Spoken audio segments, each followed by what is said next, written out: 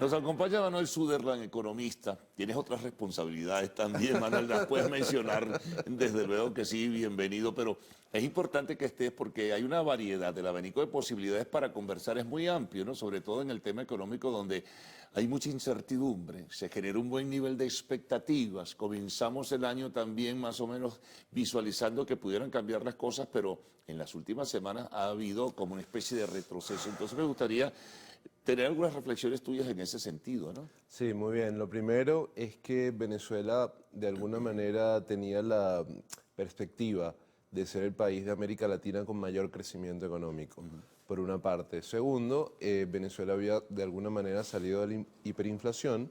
Venezuela tuvo la tercera hiperinflación más larga en la historia, después de Grecia y Nicaragua, y eso se había cortado hace algunos meses. Lamentablemente, el último mes que tú comentas, hubo un salto muy fuerte en el tipo de cambio, una depreciación cambiaria muy dura, más o menos 30-35%, y esa devaluación lamentablemente afectó terriblemente los salarios de la población trabajadora y Sí. le dio un golpe de inestabilidad económica muy fuerte a todo lo que más o menos se había de alguna manera construido. Para tener una idea mucho más gráfica, Manuel, eh, ¿cuál fue la razón de esa depreciación del bolívar? ¿Qué ocurrió? ¿El Banco Central de Venezuela inyectaba con frecuencia, erosionándose un tanto las alicaídas reservas internacionales, Claro. inyectaba recursos para tratar de mantener el equilibrio? Pero ¿qué pasó en el último mes? Ese salto entre finales de julio y agosto, que estaba en 5 y pico y de repente casi a 9. Mira, lamentablemente ha habido un manejo muy irresponsable de la política monetaria nacional. El gobierno, de alguna manera, en octubre del año pasado había prefigurado un presupuesto en alrededor de 13.000 millones de dólares, pero había calculado salarios de $2, $5, $10. El 15 de marzo hubo un aumento de 1.700% promedio y eso afectó a todas las tablas salariales. Los tabuladores saltaron y es bastante probable que el gobierno no tenía el dinero para cancelar bonos recreacionales, bonos vacacionales y de alguna manera con el instructivo ONAPRE redujo en 40% muchos pagos, en otros los redujo 50, 60 y les planteó al magisterio y a los profesores en general pagar el año que viene, pagar el bono y los pagos de Sí. alguna manera fraccionados. El gobierno evidentemente no tenía esos recursos, no había vendido suficiente petróleo y optó por proponer eso. Los profesores salieron muy valientemente a la calle a luchar por sus derechos, por lo que le corresponde. El gobierno tuvo que pagar, pero la forma de pagar fue la emisión de dinero sin respaldo. La base monetaria en esta última semana creció en 36%. Imagínate. Eso es el segundo crecimiento más alto en los últimos 25 años de la base monetaria, solamente secundado o solamente atrás del 36,9% que pasó en 2018 en plena hiperinflación. La base monetaria en los países civilizados, organizados, crece 1 o 2% No, imagínate. anual. Acá creció 36% en una semana para pagar a los profesores, pero lamentablemente y pagar los compromisos que tenía el gobierno, genera inflación, genera subida del tipo de cambio y destruye los mismos salarios que paga. Claro, ahora, ¿cómo hacer en esas circunstancias, en ese escenario que tú te planteas, Manuel? O sea, ¿cómo corregir la situación? ¿Qué medidas deben tomarse? ¿Por qué no se llama también a otras personas Difícil, extramuros del gobierno que claro. manejan el tema económico y les consulta, simplemente sin ningún tipo de compromiso político? Claro, mira, por ejemplo, en un país como Suiza, la política monetaria se discute con empresarios, se discute con trabajadores, se discute Claro. en los cantones y ahí es donde se construye. Ellos dicen, mira, necesitamos unas tasas de interés bajas, necesitamos plazos amplios, necesitamos protección para la producción nacional y el Banco Central y el gobierno ejecutan políticas para eso. En Venezuela sucede lo opuesto. El gobierno muy cerrado, muy puertas adentro, prefigura políticas monetarias y las suelta a la población civil que las recibe con sorpresa, no sabe qué hacer, no se sabe qué va a pasar en el futuro, no hay planificación, hay una improvisación muy fuerte y el gobierno tiene un manejo excesivamente discrecional de la política monetaria. Ahora, Manuel, con nombres y apellidos, si es que pudiera en algún momento conocerse, ¿quiénes articulan esa política monetaria? Bueno, lo Hay normal... asesores, en fin, de fuera incluso, etcétera, pero Sí, sí, hay asesores. De hecho, me dijeron que estuvieron incluso asesores chinos del Banco de Desarrollo de China, pero que salieron, hubo bastantes problemas. La política monetaria se puede resumir en una palabra: sobrevaluación del tipo de cambio. Bueno, serían varias palabras. Sí. La sobrevaluación del tipo de cambio una sola es frase. una sola frase, mucho mejor. Es simplemente que el tipo de cambio se rezague con respecto a la inflación. Es decir, la inflación crece, por ejemplo, en 100%, pero el tipo de cambio apenas crece 10, 15, 20%. Esa brecha entre la subida de los tipos de precio de bienes y servicios, inflación, Sí, sí. y la subida del tipo de cambio de 4,5, 4,20 a 5, por ejemplo, es lo que se llama sobrevaluación y que la gente confunde con inflación en dólares, por ejemplo. Sí, sí. Eso hace que Venezuela sea uno de los países más caros del mundo.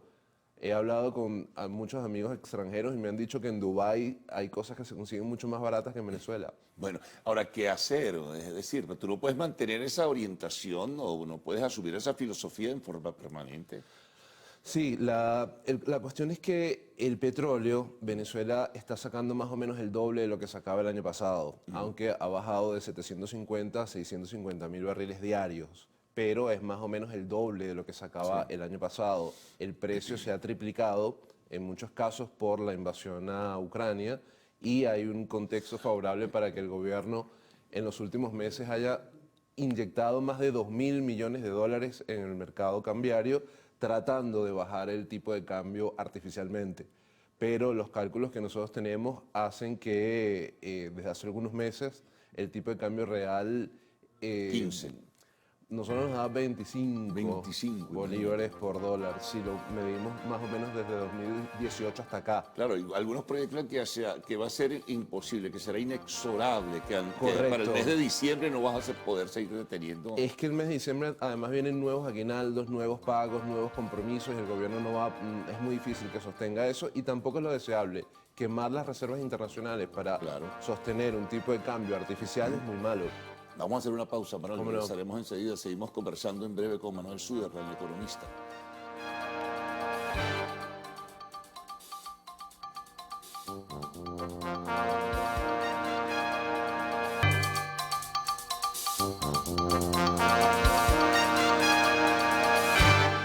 Bien, seguimos conversando con Manuel Suderland. Bueno, iniciativas, propuestas en Sí. ese sentido que deben tomarse. Y Muy yo bien. soy muy insistente en decir, bueno, pero también aquí hay gente talentosa, gente preparada, gente calificada. ¿Por qué no consultarles también?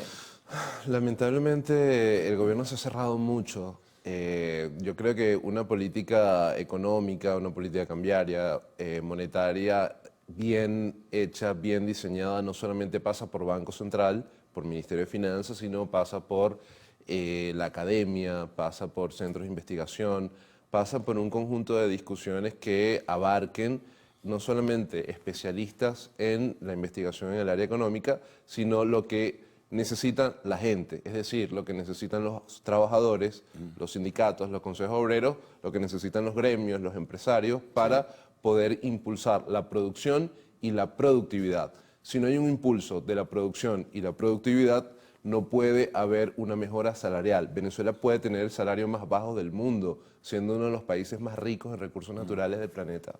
Ahora, lo que se teme, Manuel, es una explosión, de nuevo, digo, una explosión inflacionaria adicional. O sea, que volvamos otra vez a subir. Los factores sociales, sobre todo los más vulnerables, son los que van o están viéndose mucho más afectados. ¿Y qué hacer en ese sentido? Eso va a agitarte y el gobierno me imagino que lo estará evaluando. No es un cuento sino que viene desde fuera la agitación. No va a agitar es el universo social venezolano. Pero claro, de hecho, las protestas que protagonizaron los maestros, los profesores, son de lo más importante políticamente hablando que ha sucedido. Han sacudido los cimientos populares del gobierno y están presionando muy fuertemente para cambios estructurales. Lamentablemente no hay una política económica construida a mediano y largo plazo. Hay muchas trabas para el crecimiento, muchas trabas para la recuperación y la población está muy cansada ya. Son muchísimos problemas que estresan a la gente, la amargan, Que la la deprimen. agobian, claro que sí. Exacto, y le dan enfermedades muy grandes, ¿no? Porque cuando vives en un tema de estrés Hay un diariamente... desajuste emocional colectivo en términos generales. Exacto, hay depresión muy fuerte, hay olas, digamos, de enfermedades mentales muy No, arraigadas. y la gente se cansa, Manuel. El tema Claro. también está en que tú, digamos, como voz oficial argumentes que eso es parte de una estrategia de los factores internacionales. No, No, hermano, eso no es es un así. disparate. Puede haber gente interesada, pero lo tangible es lo que se está viviendo. Exacto, eso es un disparate y bueno, para ir aterrizando la cuestión de las medidas. Sí, medidas. Venezuela es un país inmensamente rico, es un país que tiene una amplísima diversidad, una amplísima biodiversidad, tiene muchos recursos naturales y tiene las capacidades para salir de la crisis rápidamente. Venezuela es ¿Qué debe hacerse entonces? muy sencillo. Venezuela es la primera reserva de petróleo en el mundo, fundamentalmente petróleo extrapesado. Venezuela está sentado sobre una mina de oro. Lo único que hay que hacer es trabajar con ese oro que está ahí.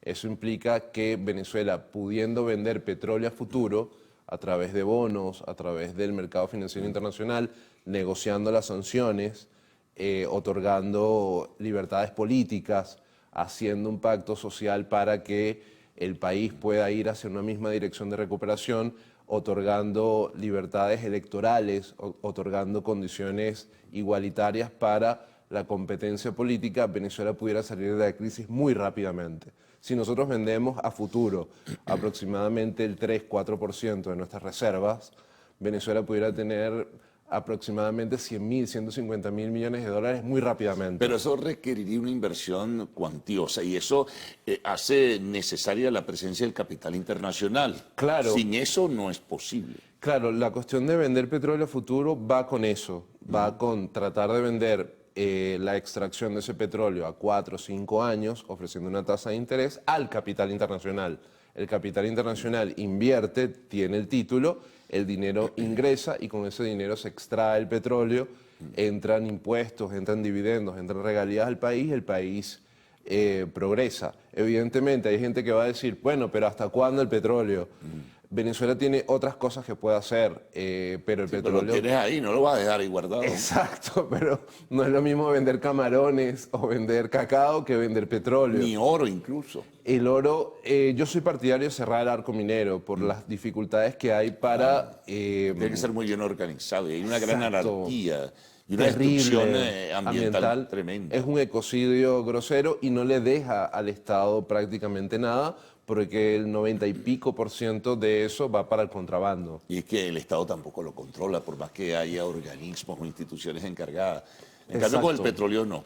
Exacto, el petróleo no puedes agarrar con unos garimpeiros y sacar el petróleo Sí, en un tobo. claro. Entonces el petróleo todavía tiene margen y si las cosas se hubieran hecho bien, PDVSA ahorita estuviera exportando muchísimo gas. Europa está sedienta de gas, está sedienta de petróleo. Rusia le está cortando prácticamente los suministros, los precios de gas se han quintuplicado en muchos casos y sería una oportunidad extraordinaria. Lamentablemente las cosas se hicieron mal, no hubo las inversiones correctas, no hubo el mantenimiento correcto y la corrupción se hizo masiva. Pero están a tiempo de corregir, Manuel. Se me ocurre decir así de manera muy ligera, porque fíjate, el viraje que da Rusia hacia China para venderle no solamente gas, sino también petróleo, coloca a Venezuela, que es un proveedor de petróleo, claro, por pago de deuda a China, en una situación desventajosa. Totalmente. Se te abren las compuertas, nada menos y nada más, que es mucho más cercano cuando cruces el Atlántico, como lo es Europa. Oye, ¿y por qué no se toma en cuenta eso? Exactamente. Compromisos ideológicos no existen con Rusia, los rusos son muy pragmáticos. Claro, es que has dado totalmente en el clavo. Dos cosas. Por ejemplo, cuando Venezuela fue sacada del mercado estadounidense con la confiscación de Citgo en 2019, ¿quiénes entraron a llenar esos 600.000 barriles de petróleo? Los rusos. Claro. ¿Quiénes nos dijeron que no a mandarnos gasolina o petróleo liviano para mezcla para nosotros sacar extra pesado? Los rusos también. Igualmente, quienes están entrando al mercado chino vendiendo con altísimos descuentos y sacando el petróleo venezolano que iba hacia China, los rusos también. Entonces la cuestión acá es ver que Venezuela tiene muchísimas potencialidades, pero tiene que aprovecharlas y tiene que abrirse, evidentemente, a la inversión internacional, pero tiene que ofrecer condiciones y garantías. No puede ser que si tú vas a ofertar diversos activos en Venezuela, no publiques el PIB. Fíjate, claro. No dejes información. Claro, es verdad. Es una locura. El argumento también que esgrime el gobierno es el tema de las sanciones, para poder entonces venderle petróleo u otros derivados a los Estados Unidos, que no es al gobierno, a las compañías petroleras privadas en ese sentido. Ahora, ¿por qué no se negocia eso? Es que es algo muy grave. No sé si los muy prejuicios grave. ideológicos que están superados en el tiempo y en la historia todavía se mantienen, ¿no? Fíjate, el gobierno le echa la culpa a las sanciones de todo, pero no hace absolutamente nada para negociar las sanciones.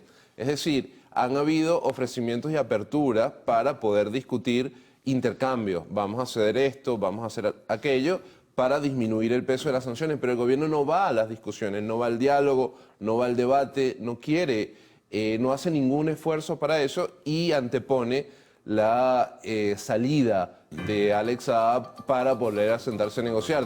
Bueno, tú puedes, aunque sea por pragmatismo, hacer una simulación de que vas a reanudar el diálogo y por el otro lado estás negociando, buscas alguna manera.